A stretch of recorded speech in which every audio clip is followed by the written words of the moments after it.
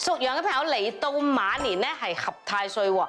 嗱，傳統上合太歲即係話你同太歲係好朋友，自然做嘢順遂啲啦。但係通常係30%朋友咧，仍然係面對住好多挑戰同埋變化，尤其是喺家宅運方面，70%嘅朋友係相當唔錯嘅。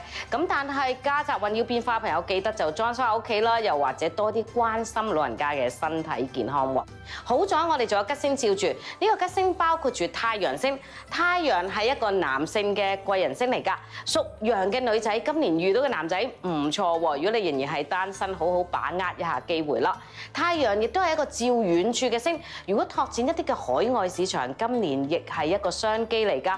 另外，天空係天馬行空，想像力唔錯。歲合係一個一半嘅桃花星，今年有好多新嘅合作機會。